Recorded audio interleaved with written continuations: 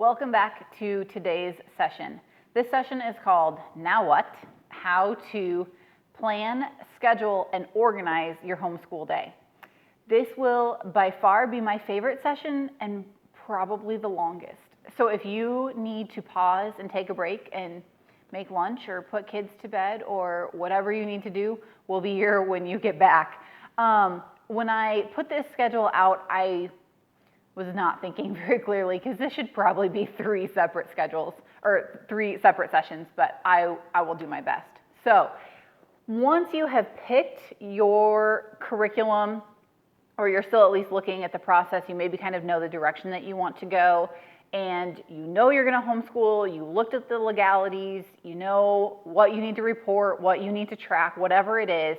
Now, how do you actually do that? Okay, so the first thing that we're going to talk about is kind of scheduling your day. What does your whole day look like? And I'm going to give you three kind of steps that you could take to do that, like three levels of scheduling your day. But the first thing that I want to mention is you have to make your schedule work for you. Whatever you choose to do has to fit your family. So for us, my kids stay up ridiculously late and they sleep in ridiculously late. But that's what works for our family.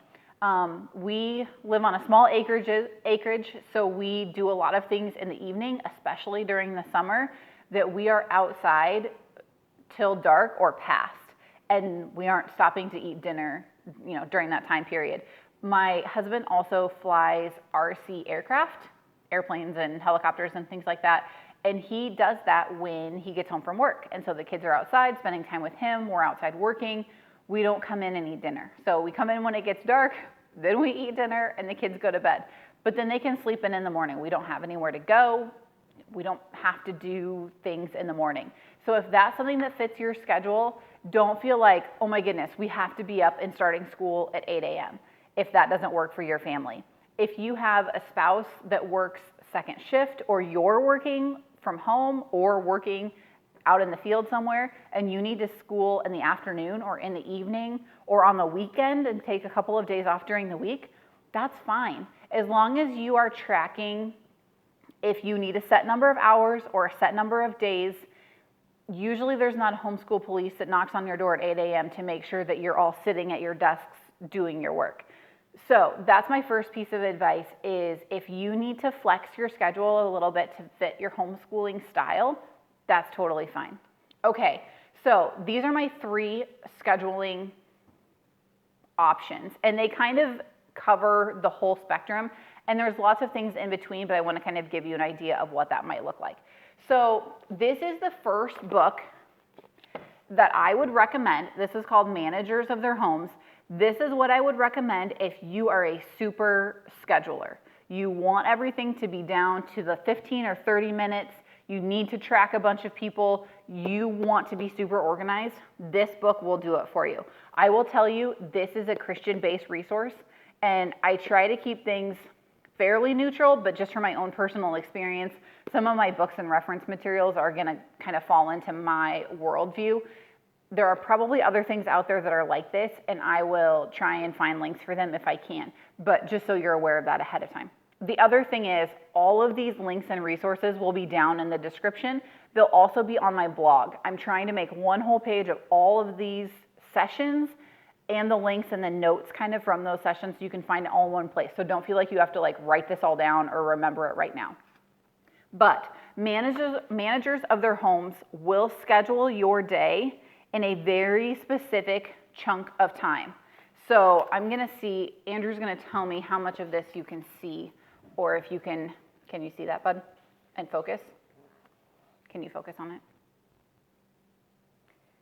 This is basically a 30-minute schedule all day long for everybody in your family. What? Okay. So you're going to take and write out your whole day from the time you get up. Most of these moms are way more organized than me because usually these days start at 5:30 or 6 o'clock in the morning. But you're going to break it down into half-an-hour chunks. What are you doing during that half an hour? What's this kid doing? What's this kid doing? What's this kid doing all day long, 30 minutes at a time. So if you like the idea of being really, really scheduled, this is a resource that might work well for you. This book comes with some planning pages in the back and how to like write out and start this if this is something that you're interested in. So this is kind of one end of the spectrum. If this is too much for you and stresses you out, but you think, well, I have to have some sort of plan, this might be what you want. This is called block scheduling. This printable is actually from Jordan Page, and I will link to this. You can get this free on her blog. And she also has a YouTube video about block scheduling and how she uses it. They have, I think, 8 kids now. I think it's 8. And this is the schedule that she uses. So what she does basically is chunks her day into blocks of time. So she might have a morning block, and I think she recommends like a 3-hour block of time. So she has a morning block, she might have an errand block, she might have an afternoon, late afternoon, evening, okay? So let's say you always do your laundry in the morning. So that goes in the morning block. If you have errands that need to be run, doctor's appointments, you're gonna visit a friend, anything that's out of your house would go in your errand block. So you spread out your day in big chunks of time. So you're not scheduling every 30 minutes, but you're not just totally winging it either. You take those chunks of time and you prioritize, what should I be able to get done during this 3-hour period of time? I need to make breakfast. I need to start a load of laundry. I need to have the kids get up and get dressed and brush their teeth. I need to get ready, whatever it is in that chunk of time. Then you utilize the timer on your phone or whatever to alert you to when you're ready to transition from one block to the next. Okay, I have 10 minutes left in this block. I need to quick switch that load of laundry or whatever it is, and then I'm gonna move on. Then you just move on to the next chunk of time and what you're doing in that chunk of time. So that's kind of a middle ground of planning your day. So that's called block scheduling, and I'll link to those as well. Then kind of at this end of the spectrum maybe is more of a routine, just structuring your day. This is what we're gonna do. The kids get up, we get dressed, we eat breakfast, we start school, and you just kind of go through your day, not really the specified period of time, but it's just a routine that you're in. So that's something that might work for some people. That's really more where we fall. We kind of know just what the next thing is gonna be. You might hear that referred to sometimes as loop scheduling. And I'm gonna show you a school example of loop scheduling and then a home example, because you can make this fit in either place. So I'm gonna show you this because it's really simplistic. This is our elective loop. We have 3 different electives that we're using this year. We have a homeopathy curriculum that we're using. We're doing the Trim Healthy You curriculum, and then we have a home art studio. But if I schedule and say, we're gonna do Teach Me Health and Homeopathy on Mondays, inevitably every Monday is gonna get screwed up and we're gonna miss it for like 5 weeks in a row. What you do with loop scheduling is you write down the things that you want to accomplish and then you just do the next thing. So when we have time to work on an elective, we do Teach Me Health and Homeopathy. The next time we get to an elective chunk of time, then we go to Trim Healthy You. It doesn't matter if it's the next day, 3 days later, 3 weeks later. You just do the next thing. Mark that off your list. When you get to your next elective chunk of time, we're gonna do an art class. Then when you get done with this list, whether it's 3 things long or 8 things long, you just go back to the top. So a lot of people use this in like a morning basket time for planning, and it helps you do all the things that you wanna do, but you just do the next thing. Instead of thinking, I have to do this on this day, and this on this day, and this on this day, and then you start missing this one thing over and over, you just keep going down the list, okay? So this is a school example. The other way that we're using loop scheduling in our house, because we just kind of have a routine or a flow to our day. But what I did, this is a prototype, and you're not gonna see it very well, and that's okay, because I'm just gonna explain it, and it looks kind of it looks funky, but like I said, I was just messing around with it. This is my cleaning loop schedule, which is my favorite thing to avoid doing. Over here is the things that have to get done every day. The floors have to be swept. I have to wipe the counters. We have to just pick up. Those things have to happen every day. Then we have the bathroom loop. So on this day, you clean the mirrors. And then this is all on not cardstock, that's why it's junky. Then you flip it. The next time you have a chance to clean the bathroom, you're gonna run through and clean all the sinks. Then the next time you have a chance to clean the bathroom, whether it's a day later or 3 days later, you're gonna go through and clean all the toilets. Whatever makes sense to you. So then we have a laundry one. The girls do their laundry, then the boys do their laundry. Then we do like our mom and dad clothes. My husband's work clothes are always separate. You just go to the next thing. Whether you do 2 of these in a day or whether you go a couple days in between them, you're just doing the next thing. So you can set that up to run for the flow of your day as well, okay? So that's scheduling your day. Make your schedule work for you. Don't feel like you're tied to specific times of the day or traditional times of the day to do the things that need to get done in your house. Figure out when you need to get your housework done, your meals made, whatever it is, schedule your school in there, and then figure out how you want to get that scheduling done, okay? I'm gonna transition to how you actually plan your curriculum by showing you, this is gonna be glary. There's a copy of this, and actually when this video gets released on Wednesday, I'm gonna have a whole page on my blog that step-by-step goes through my planner. So this is our schedule. Can you focus on that or see that? Okay. It's good to have a camera crew that can see and help.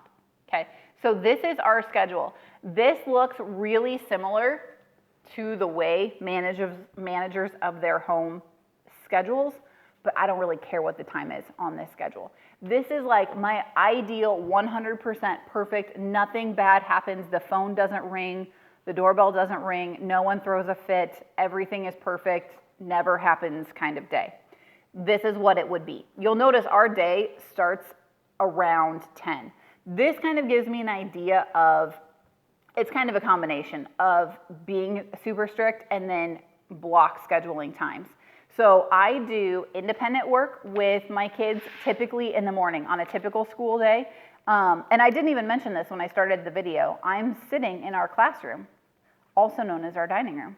This is where we do school the majority of the time when we are doing work all together. So we sit all at the dining room table. Everybody kind of has their own spot. They bring their work. We sit here and then we can clean up. Our kitchen is right here to my right. So things are easy to access if I need to work on something during the day, if I need to get up and put something in the crock pot or grab something out of the fridge, or if the kids need a drink or a snack, it's all right here. Right behind the camera is our family room. So we're just here where we kind of do most of our day.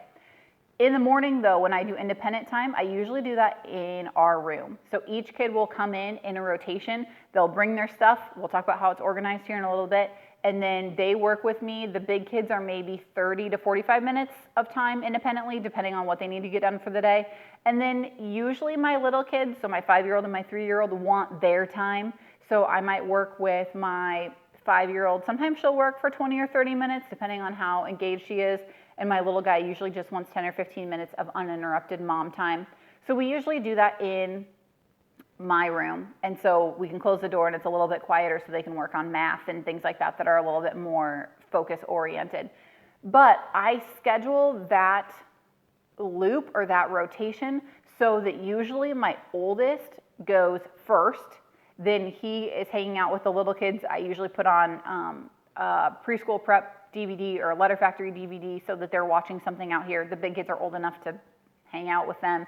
But then my oldest can start lunch prep at the end of that rotation. So we're getting things done overlapping and they're not waiting for me to finish all of that morning schedule to come out and start something. They can work on morning chores, they can empty the dishwasher, my daughter can take care of the cats, they can get lunch started, they can do those things while I'm working independently with someone else. So if your kids are getting to that age where you can start putting some of that responsibility onto them, you can build that into your schedule. So then we usually make our lunch, and if we're going to do our gather round lesson, I mentioned this in another video, if we're gonna do a gather round lesson, we do that in the afternoon because my little guy usually takes a nap. So what we do, because there is a teacher portion of this, let's say our assignment or our lesson for today is life as an astronaut, I'm gonna read through this teacher portion while the kids are eating lunch. I either eat later or eat faster or whatever it is, but I'm going to read through this while the kids are eating. So my oldest has lunch ready, everybody can sit at the table, they have their mouths full, and they can listen to me read. So that's what we usually do during lunch. Then we can kind of get stuff cleaned up. The littlest one can go down for a nap if he's going to. Then the kids are all here, they have their stuff, we can work on that lesson. That's what we do in the afternoon. So that's our routine, loop, schedule, whatever you want to call it, that works for us. And I'll be honest with you, this changes probably every year and maybe every semester, depending on the things that we need to get done, the season that we're in, the age of my kids and what needs to be done. This is still a very flexible thing, but it gives me an idea of, okay, let's do this next. And I can also prep them with, hey, we need to start getting cleaned up so that we can do this, or bring your bins to the table when you get ready for this session, or whatever it is. So it just gives me an idea of where we're headed. So that's my transition between what our routine is for scheduling our whole day and then what our plan is for school. So I want to show you, 17 minutes, goodness gracious. What I want to show you is, this is the very first teacher planner that I ever created. It's really long and mostly empty. There's actually a video on this. I can link to it or put it in the description on kind of a walkthrough of what I did.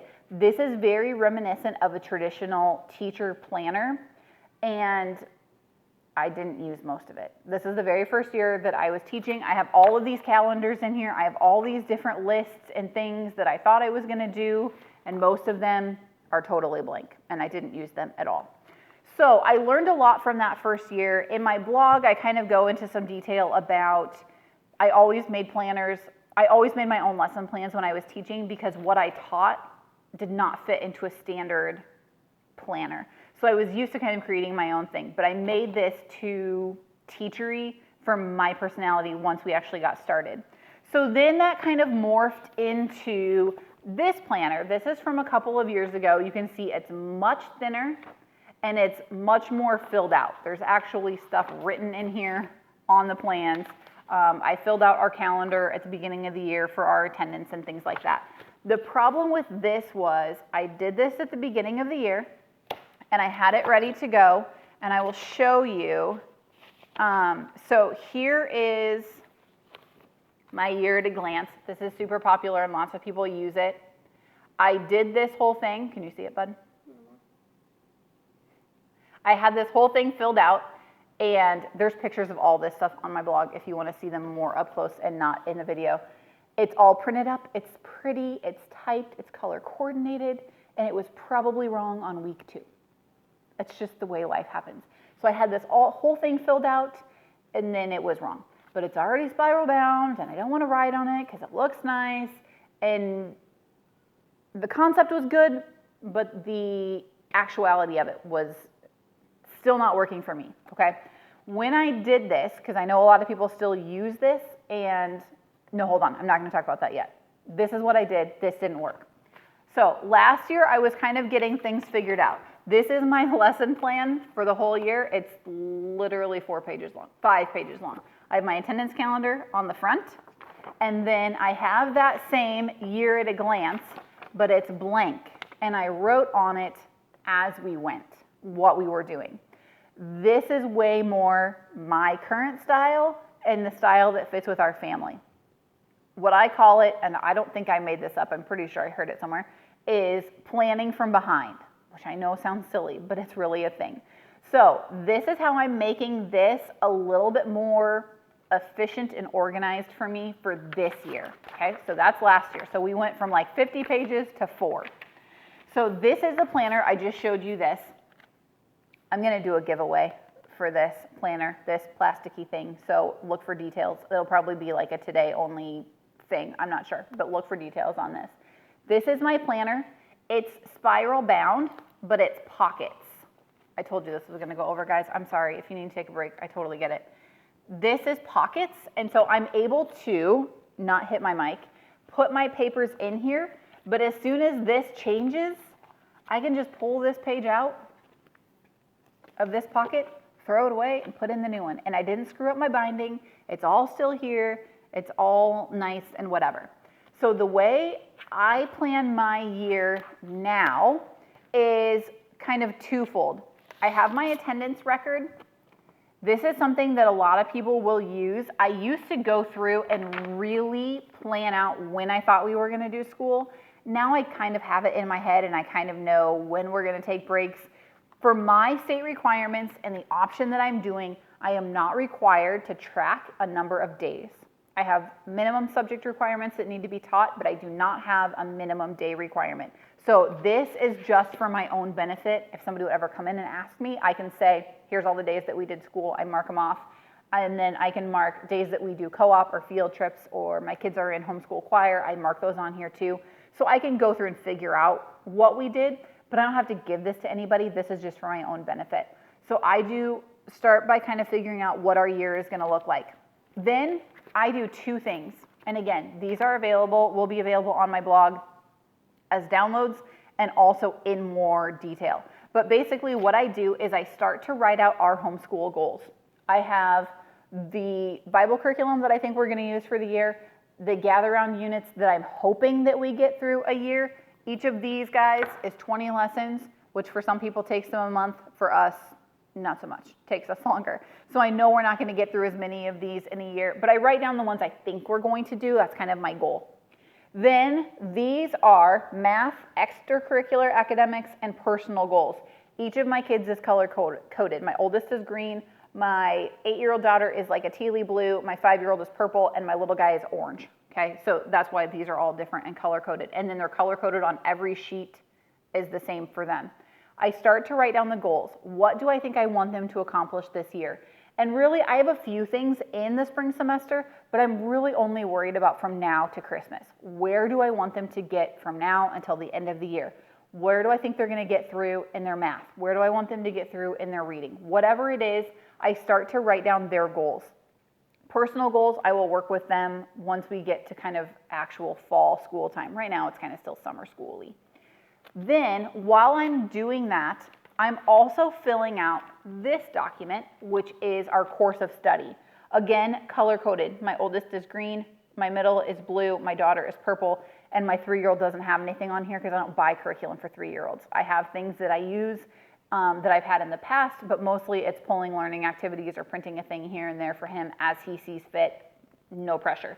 So he's not even on here. Red is everything that we do that's family style. So I go through, between those two sheets, I write down all the goals that we're going to do.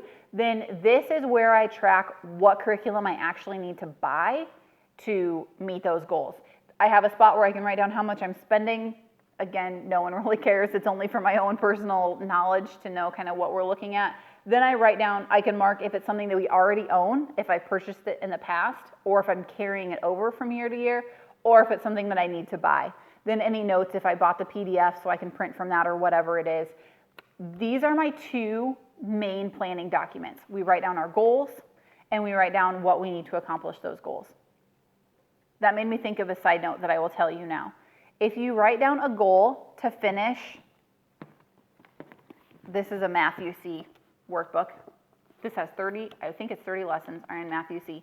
If this is your goal for your 4th grader to finish all of the Delta book and they don't finish it, it's okay. You don't have to finish a book. You can skip parts of a book. Those things are totally okay. If your kids have been in public school before, they don't always finish a book either, especially this past year. They definitely didn't finish their books, okay? It's okay to not finish a book. If you get it done in your 30 weeks, that's great.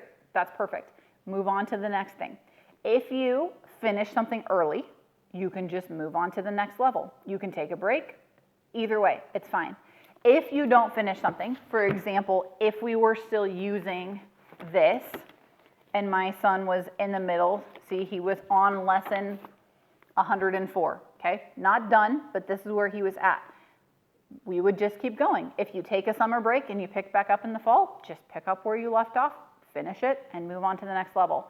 Don't stress yourself and don't stress your kids about, oh my goodness, we have to have all of these things done by this date or we have totally failed.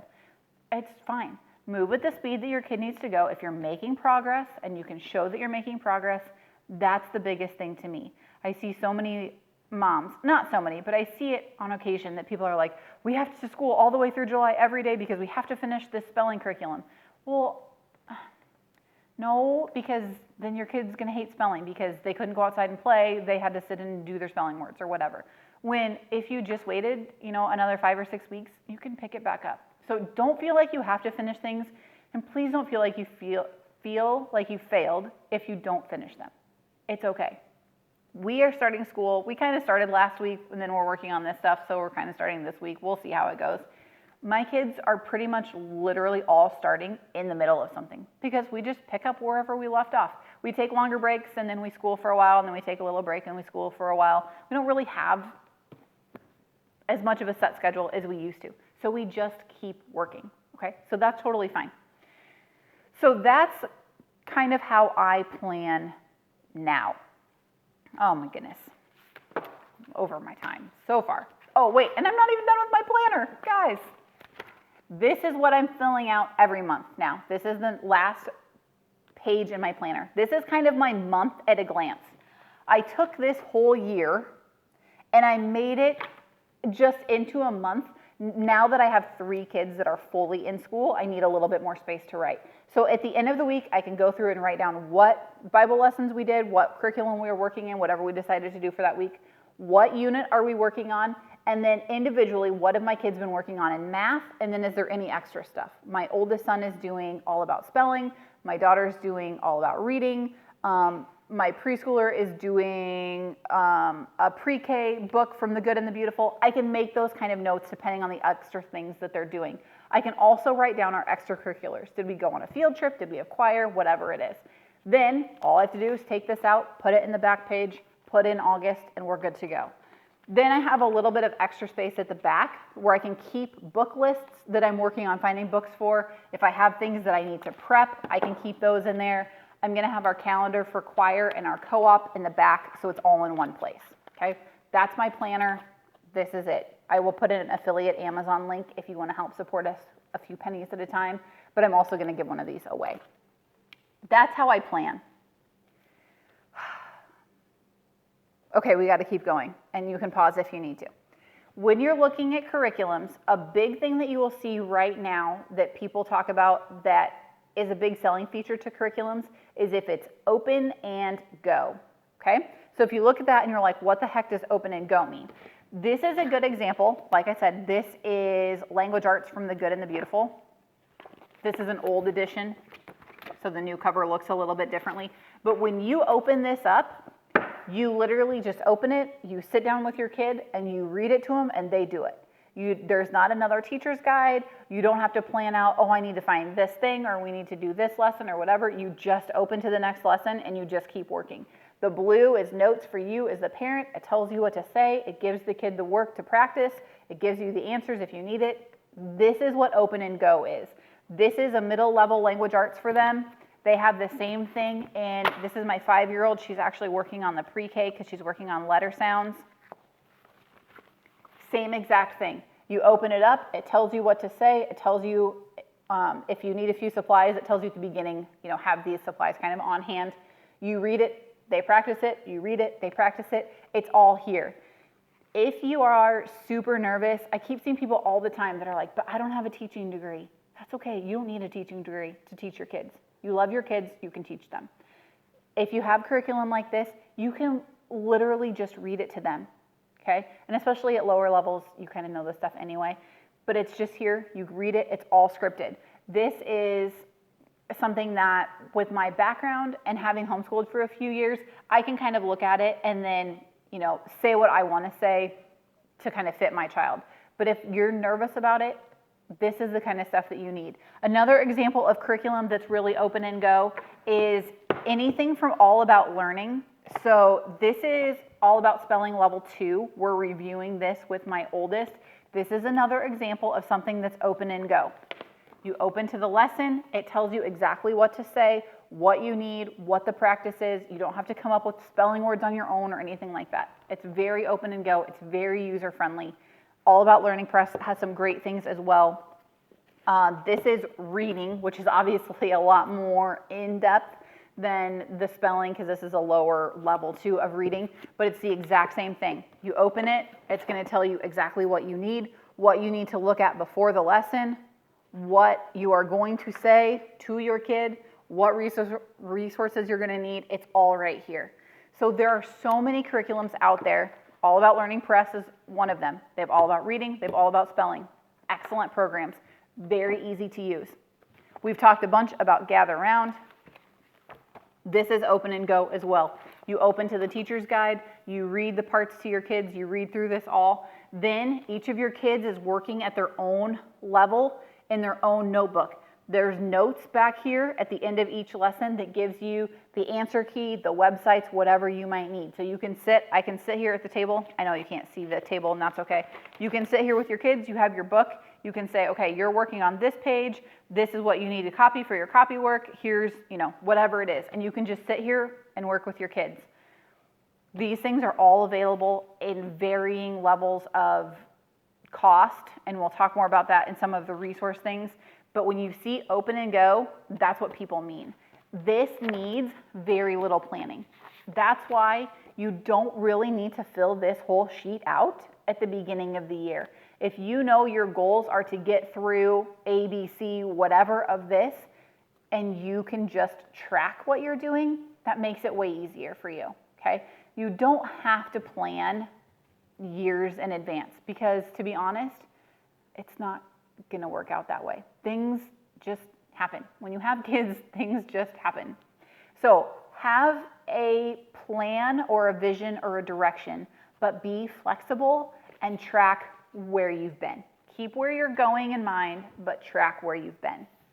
Okay, this is about the only thing I could find that is that's not super open and go. This is from the Well-Trained Mind. We started off using a lot of their stuff. This is a book called Writing with Ease. This is actually 4 years of writing curriculum in one little book. Okay, but this is not open and go. It's not really super scripted. It will tell you on day 1, week 1, do this, but then you're expected to go and find the passages that you want your child to use. You can buy this actually in a curriculum that they give you the passages. This is one where they don't. So if you're looking for a mythological narrative on whatever, they're going to tell you what the topics are, and then you're going to go find your own books. This is an example of where you might want to have a little more structured of a plan, because you're going to have to plan ahead a little bit to make sure you have the resources that you need. This is not what I would call open and go. You have to do a book. It's very inexpensive, and if you have good access to a library or a personal library, or you want the flexibility, these curriculums are excellent. This is an excellent, solid writing curriculum, but it is not as easy to use if you're concerned about it than some of these. You're probably going to do a tiny bit more planning, okay? Those are some of the differences if you see different curriculum choices. Okay, organization. We'll go fast, I promise. I can't promise that. I'm really sorry. You can organize your materials in whatever way fits your family and your time and your space. Like I said, this is our schoolroom. This is where we are the majority of the time. So our school materials need to fit in this space. And I don't want to have carts and stuff out all the time. I need to be able to put things away just for me personally and for my husband. I need to close the doors and have things put away and not have stuff out. We had a schoolroom, we didn't use it. So we have space in our basement that I can put things on a shelf and I can go down and pull them as I need them, but all of our daily work is up here and it's easily accessible, and we'll show you that at the very end. Not yet. Not done. So you can go to the dollar store and you can buy bins to put stuff in. You can put everything all together, you can split things up. I use in my office, I have a couple of these super cheap magazine files. Can you see that, Andrew? From Amazon, you can get, I think 6 of these for, I don't know, $14, $15. These are pretty sturdy. They're nice sized. So I keep some of our elective stuff in here. This is our homeopathy curriculum that we're going to be using. The kids' workbooks are in here.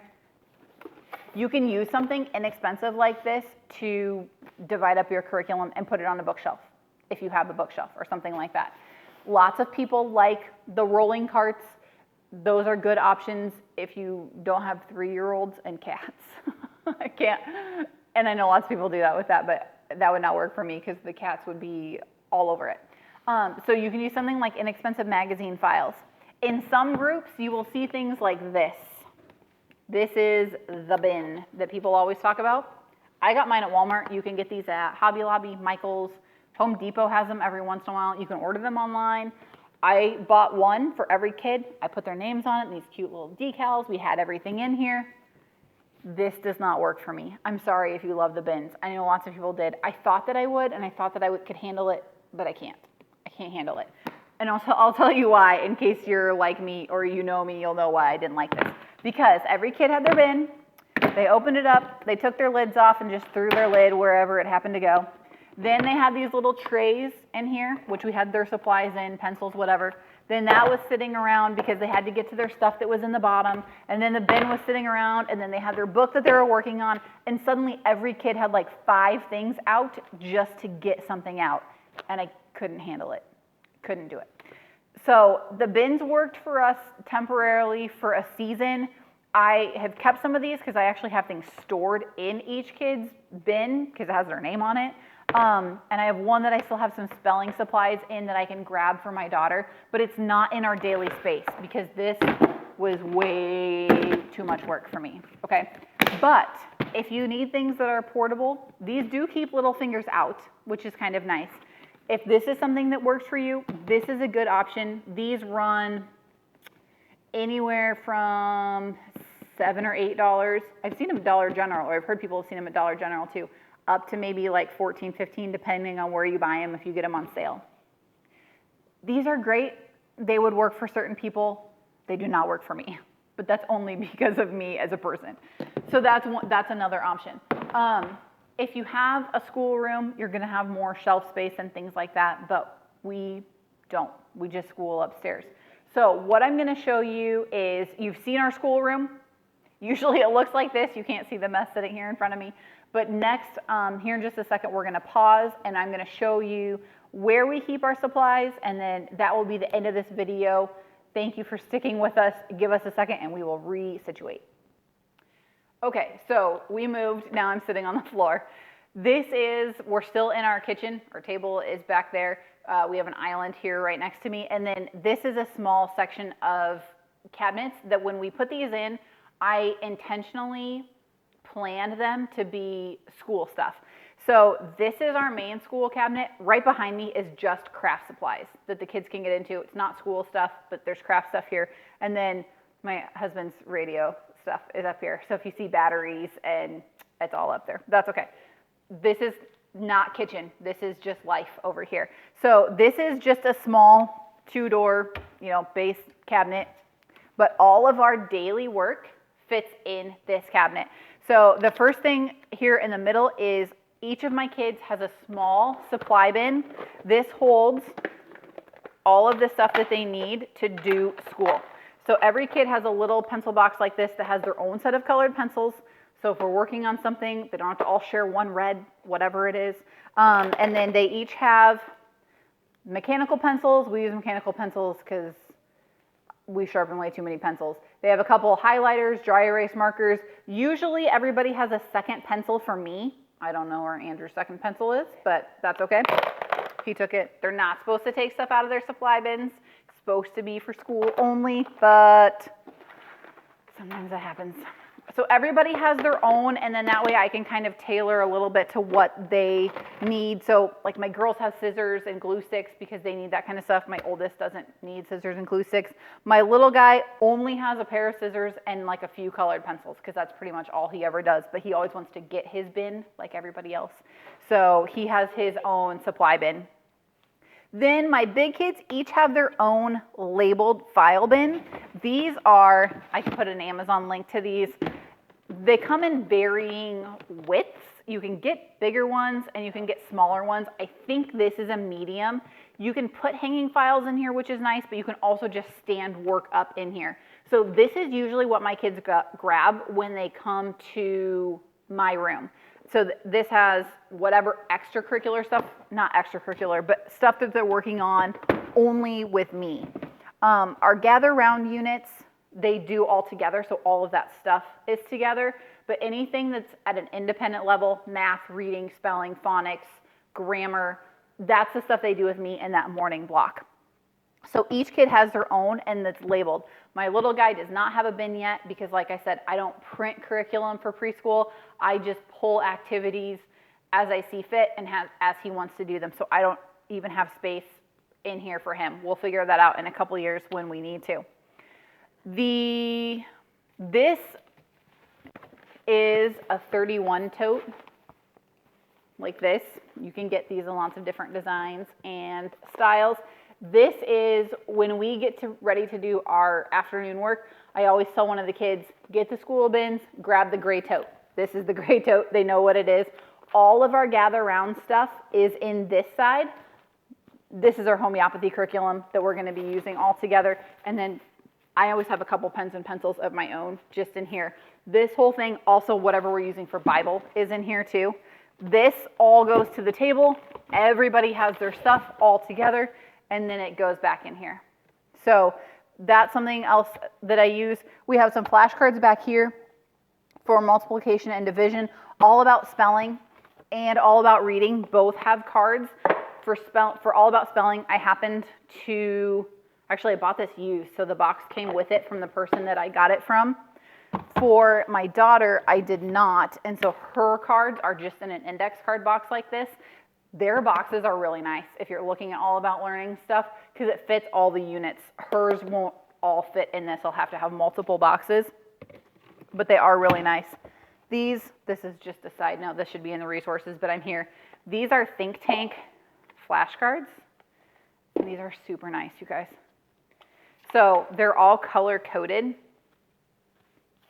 So like 4s and 3s are what we're working on right now.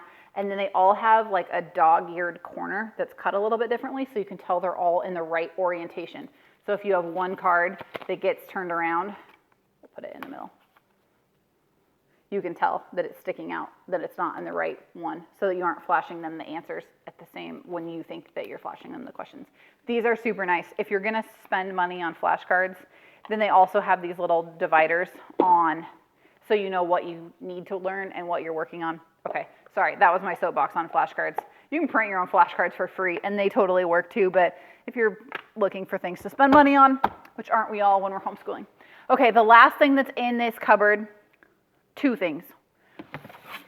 All of my kids have a dry erase clipboard. Again, I'll link to these. You can support us for pennies on the dollar. I bought a whole big pack of these.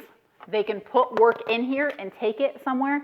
They can also use this as a whiteboard. That's why everybody has a dry erase marker. That way we don't have a million different things. I always needed whiteboards, and we always were having extra things sitting around and whatever. So this serves double duty. These have been super helpful. They all have one in their bin. The last thing that's up here is math for my girls. Both of my girls currently are using math from The Good and the Beautiful. I have one daughter that's almost done with level 1, and I have one daughter that's just starting level K. So they each have a little expandable folder thing like this. Again, I can put a link to it. They each have one of these, so it's easy for them to grab. Then, when you open this up, they each have a little bin for their manipulatives. Okay, so that way all of their supplies are in here. They're not all loose, but this is smaller than the box that they actually come in. If you have something that has a lot of manipulatives, you have to figure out how to store them that works best for you. What's going to make it easy for you to pull it out and actually do it and not drive you crazy? This is easy because it's easy to tell exactly where everything goes. So she has her manipulative container in here. She also has a small little bin with her flashcards. They all fit in this little container for her flashcards. And then she has the extra activities that come with it. There's some like tangram mats. There's a place value thing that she does every day. She has a handwriting card. That stuff all fits in the folder or in her big envelope. And then for my youngest daughter, I am printing from the PDF. And so for her, I'm printing 10 lessons at a time and putting this in a little folder for her. I did that because I don't want to overwhelm her. So that goes in here, and I'll show you kind of why I did that. So she grabs hers when it's her time for math. Everything is there. They don't have to go looking for stuff. It's all there. The books, the course books for the Good and the Beautiful Math are big. So this is my daughter's course book, and this is one of two. So I was afraid that my 5-year-old would look at this and think, oh my gosh, I'm never gonna finish that. But if she only has that little packet of 10 lessons, that's way more doable. We do it and then we go to the next one. Okay, so my other daughter's is the same. She has her big course book in here, but then she also has her flashcards. She has a slightly different manipulative kit because the other one didn't fit exactly the same, but I was able to find this one that has movable dividers. So she has her manipulatives in here. Then she also has all of her extra goodies. She has her place value thing.